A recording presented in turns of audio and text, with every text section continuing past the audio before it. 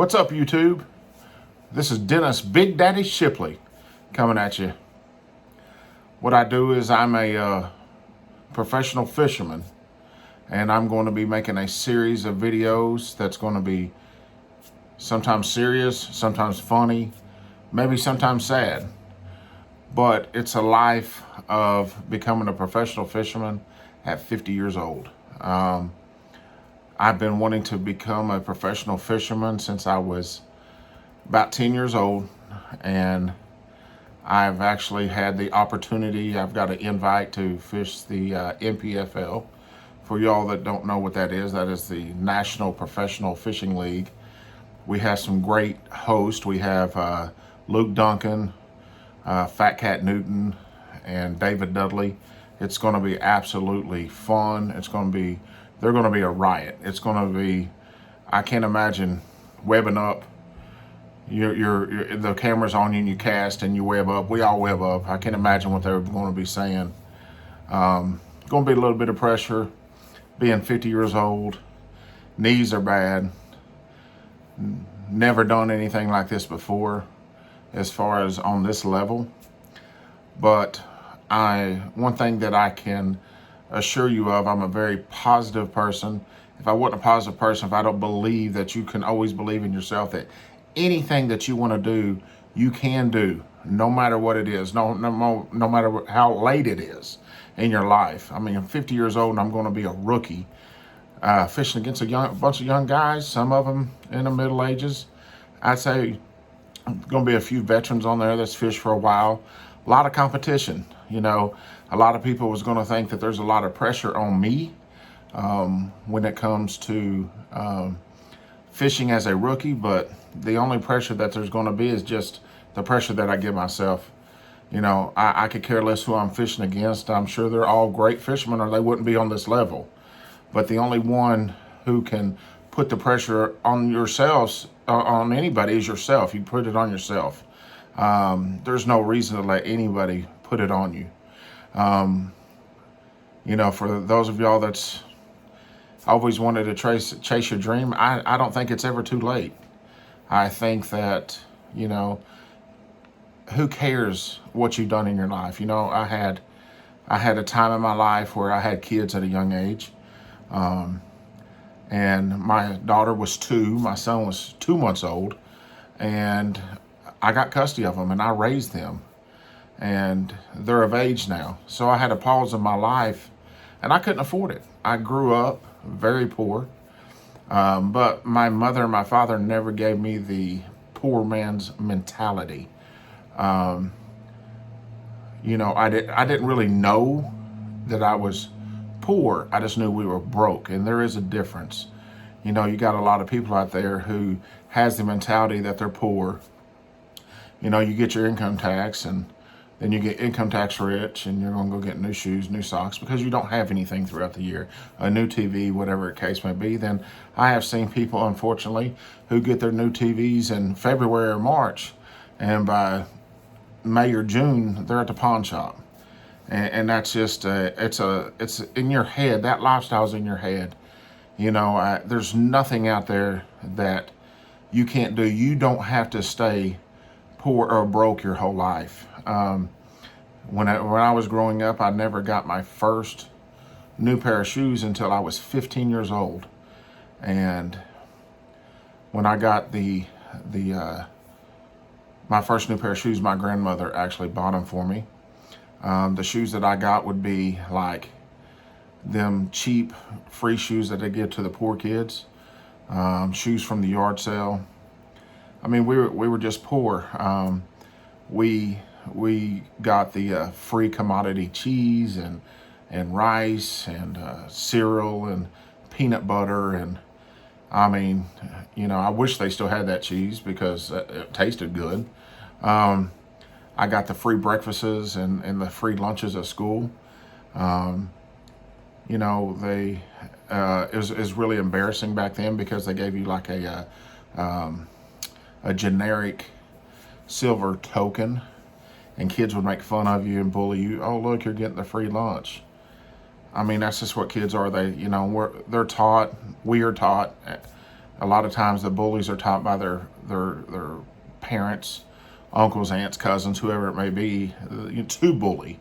A kid don't know how to bully not unless we teach them. So I got bullied in that area. And in my life, I became a fighter. I was not, my dad was a very disciplinarian, and I wasn't allowed to fight, but he also said, if someone starts it, then you have to finish it. You have to be the one to finish it. But you walk away from every fight that you can. So it's just like become a thing of survival skills. And whenever I was, I think I was probably about 12. We were so poor that at Thanksgiving we couldn't afford turkey or dinner or anything else because we did get food stamps, and they don't give you enough food stamps to last throughout a whole month. I had a friend of mine, his grandmother got food stamps, and she got a Social Security check for about $500 a month and got $18 in food stamps. Who can live on $18?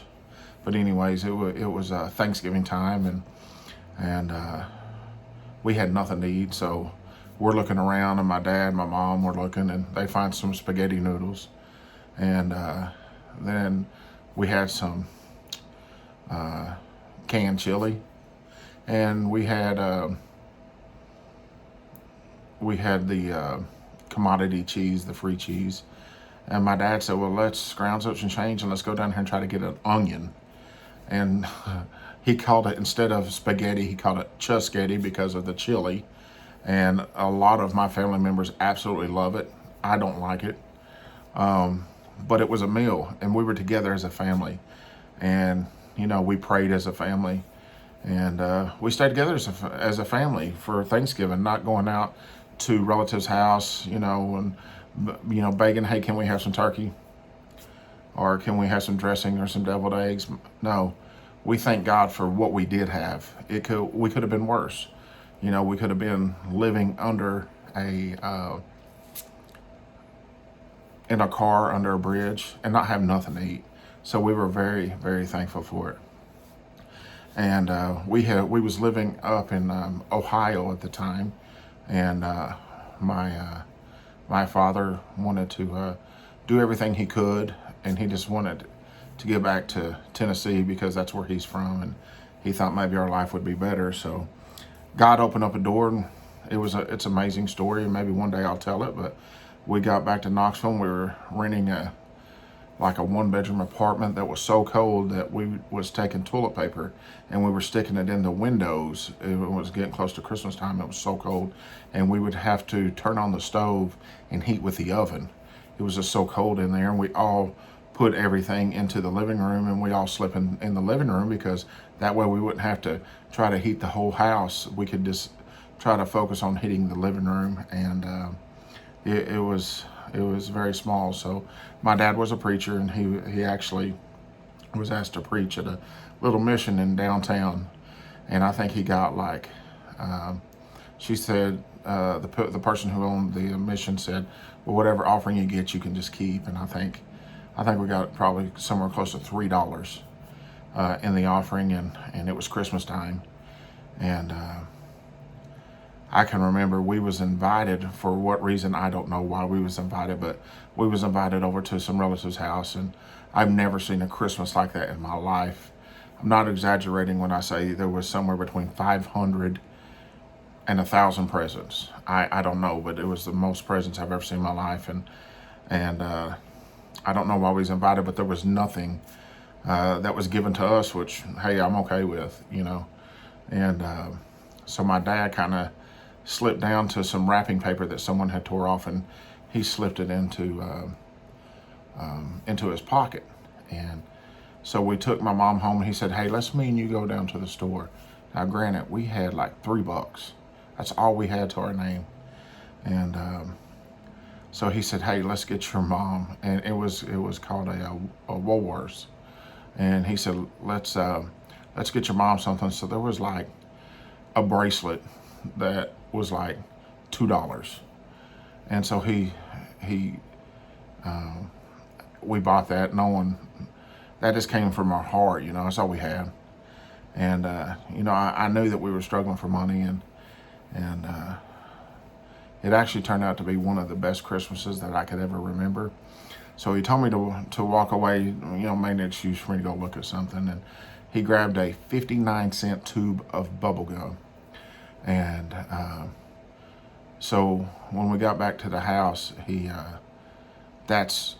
wrapped it up in that used wrapping paper, same way with my mom's. And so come Christmas time, that's what I opened it up.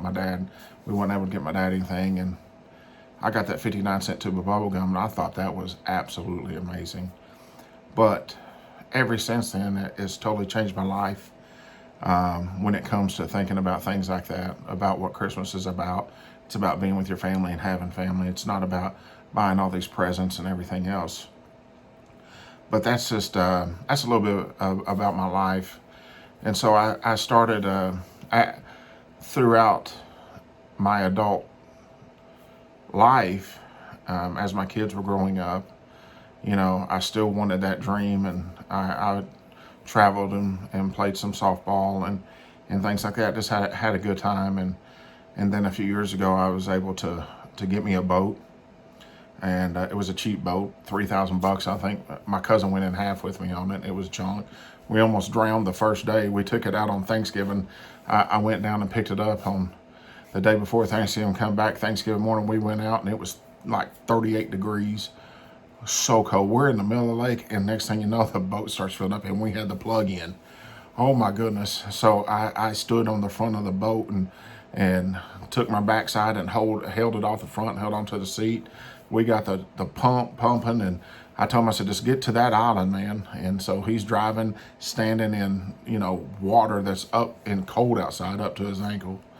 We run it up on the shore, and it pumps out, and that boat was terrible. And then I ended up getting another boat, and it did well for a little while, and then finally got a pretty good boat to fish out of, and so started fishing some tournaments, and we went on a pretty good run. Every tournament that we fished in, I think with the exception of like 2, we at least got the lunker. And we fished on, I'm not going to call out that tournament series, but we fished on tournament series, and in every tournament except for one, we got the lunker. And whenever we would blast off, they would only check our boat to see if we had any fish in there, no one else's. And then we fished one tournament, and we had missed winning by like 2 ounces, and we had the lunker. And this is a pretty recognizable organization with a bunch of divisions, and it's not just in the state of Tennessee. And so it just so happened that he said there wasn't enough people in there to pay the lunker or second place, so they only paid first place. And after then, we just quit because, they were, we could make all kinds of excuses, but it just happened to be, it happened to be funny. So,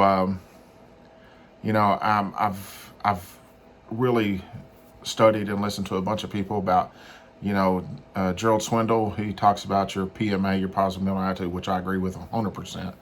I listen to Grant Cardone, and he just believes that you can do anything. And then, same way with a couple other people. And I've always had a positive attitude that I can believe I can do anything. It doesn't matter what it is. I believe it's never too old, never too late. And so then I got this opportunity to fish with the NPFL, and I am forever grateful. I think that's going to be an amazing organization. I'm glad that I'm able to be a part of this inaugural season. I'm going to tell you, I'm going to have fun. So as I go on through this process, I am going to be uploading videos and make it on the road and see what it's like your first year at 50 years old to be a rookie. So I'm pretty excited about that. And man, thanks for everybody who's gonna, watch this. And if you don't care, like, share, subscribe, whatever everybody says. I don't know, I'm new at this. So some of the videos may not be that good, but I can promise you something's gonna be funny. And I'm excited about this, and stay tuned for more. Thanks.